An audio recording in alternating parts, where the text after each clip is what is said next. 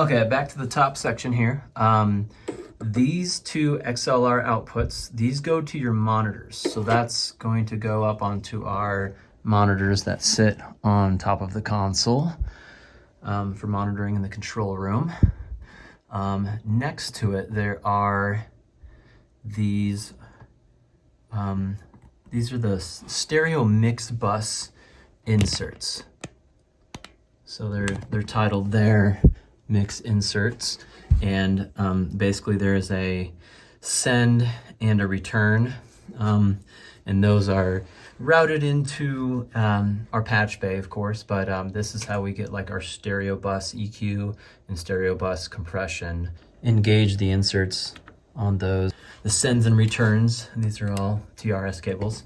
To the right of that, you have the mix outputs. So when you're printing your mix, after you've mixed on the console and you're going to basically send that stereo mix back into the DAW to record, these are sent into inputs of our converter or interface.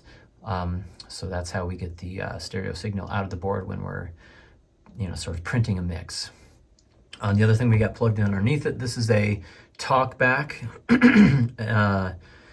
output, and this talkback output goes into our headphone mixer, so that's one of the channels that musicians in the studio can have in their ears, and they can control the level of it.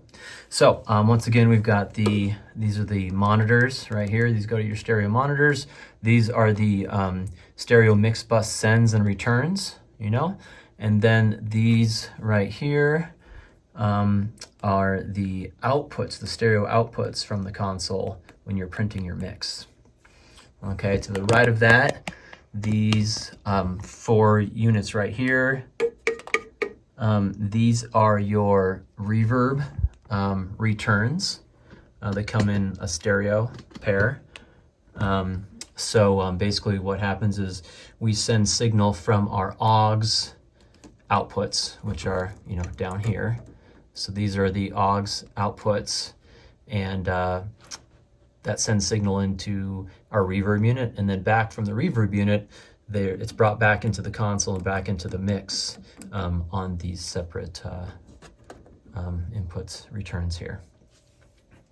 Down below, there are these 4 DB25 connectors.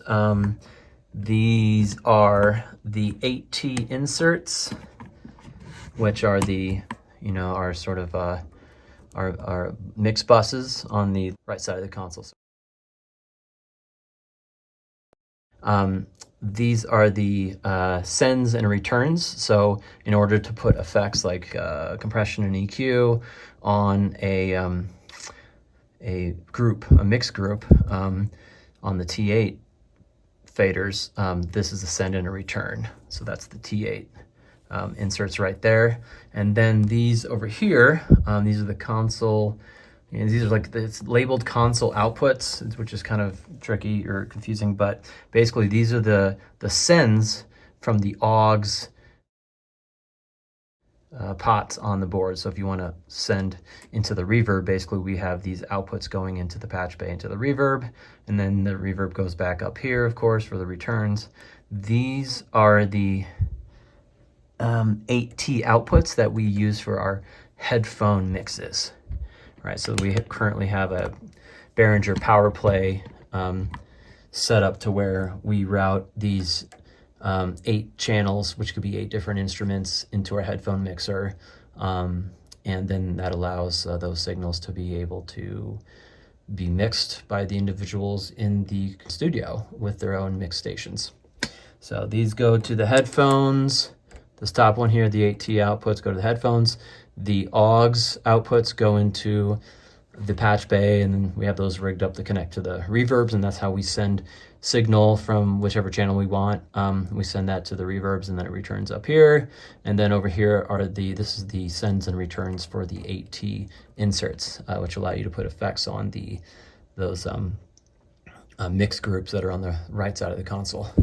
Down on the bottom row, what we have plugged in is the monitor that controls the Neve. So this is a monitor connected to a monitor that sits up on top of our Neve. This is how we control the built-in computer in the Neve and change effects and routing and stuff within the Neve.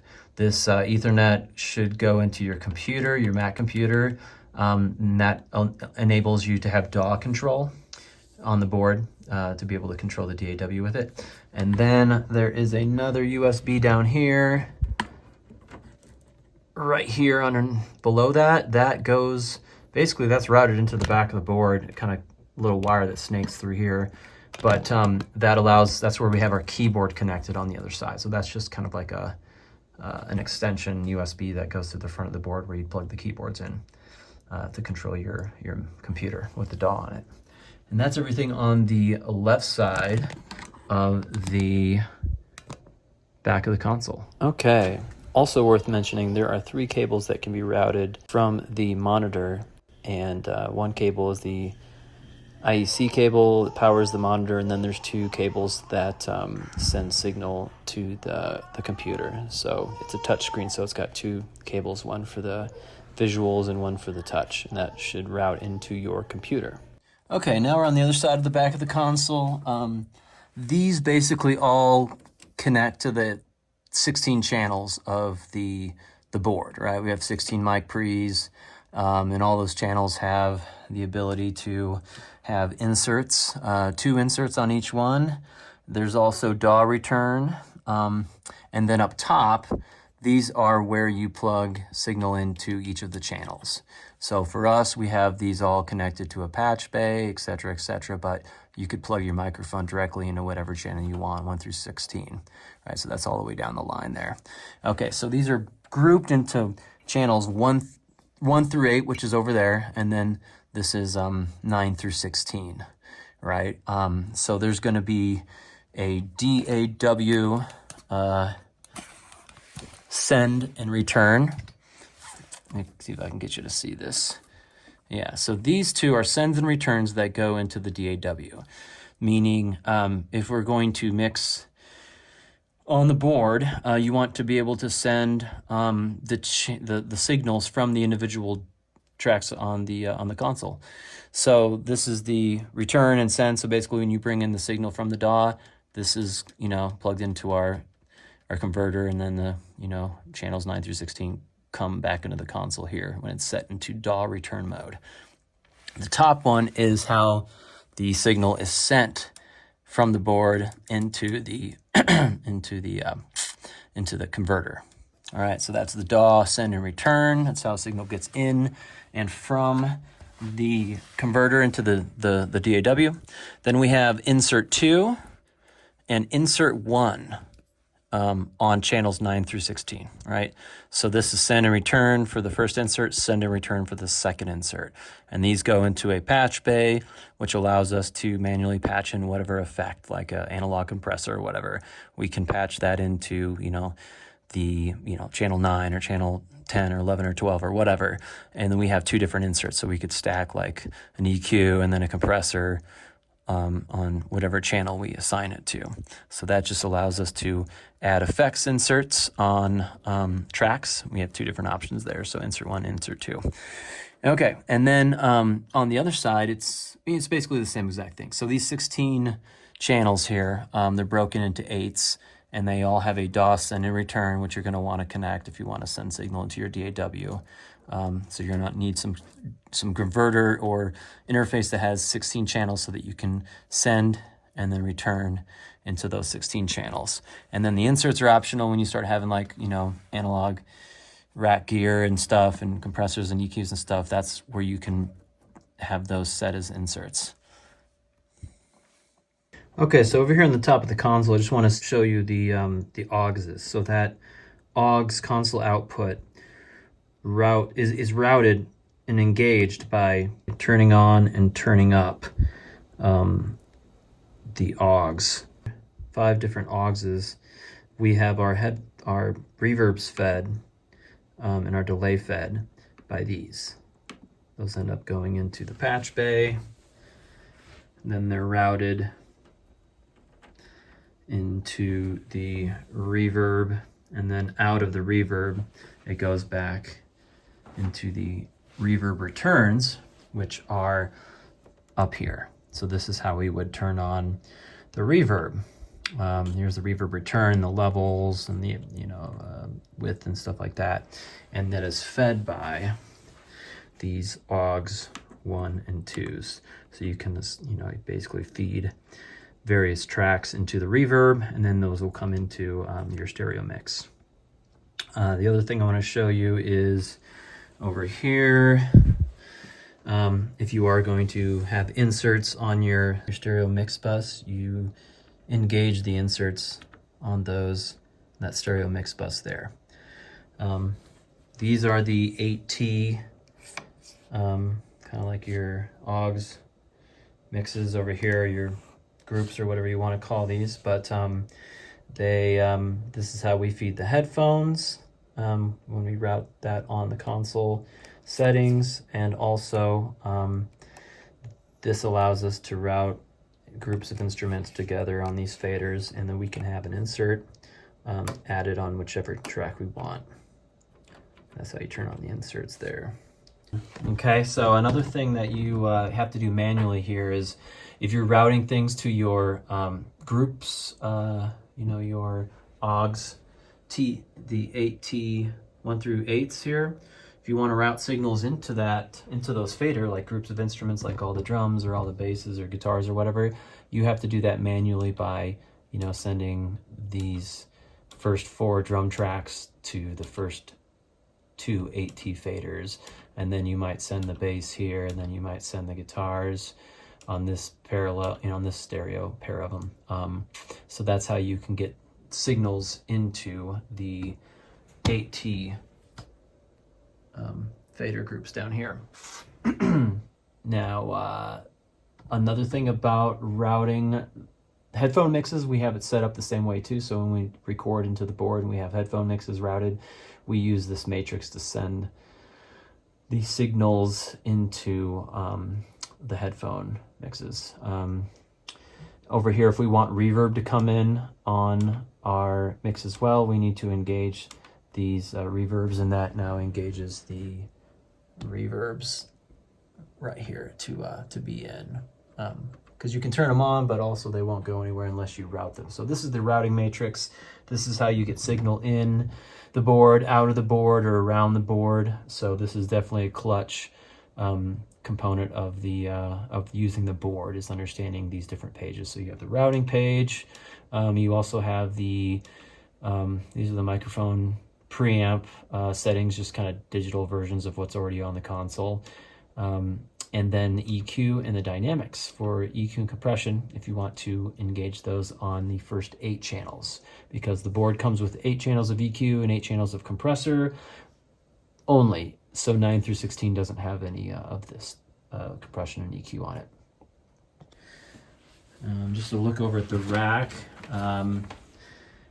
here is the rack. We have the 8T sends and returns. We have the inserts 9 through 16, insert 1 and insert 2. So those are from the back of the console. These are our auxiliary kind of extra mic preamps, which can be utilized and sent into the board via the IP2 layer. So basically it's a 16 channel mixer that can work as 32 channels if you route more preamps into it, which we have 8 that we're sending. All of our reverbs and other effects are routed into here as well, and you can see that's why there's cabling everywhere, and we have our our compressors routed into various additional inserts on the board so we can run those. The reverbs that are fed from the AUX sends, those go back into the board as well. But we have these 2 96-point patch bays. These are the Switchcraft ones, so you probably want 2 of those. If you have any analog compressors or whatever's, you would route those into the patch bay and use those as inserts. This is our delay. This is set to be a delay unit. The console's inputs, because of our configuration, we have those routed here so that we can patch from whichever room we're routing signal from within our studio configuration. We can route those signals and put those into whichever input of the Neve or whichever of those 8 additional mic pre's that we'd want to go into the APIs or the Neves. Below here, this is our converter. So this is the Lynx Aurora. It's got 32 inputs and 32 outputs, so we can run 32 channels at once. This is the headphone system. It's they call it a 16-channel input module, but basically, on the back of this, we have all of those T8 outputs going into it, and that allows us to send those individual instrument groups into the headphone boxes, headphone stations, which allow people to basically, you know, drums here, turn it up, bass there, guitar there, voice there, and they can control all that. The talkback comes in on 9, but those are all kind of fed by alternate or Ethernet cables into the various headphone stations. This is our power supply. So on the back of this, we have all of this gears basically plugged into the power supply, power conditioner. And then our stereo bus effects, we have the API 2500 and this drummer, but these are what are routed into the stereo insert. And then the reverb there, and then these are all the patch bays that come from the different spaces and allow us to move things into whatever channel we want. Okay, so that's a look at our setup and hopefully kind of get things started for you guys.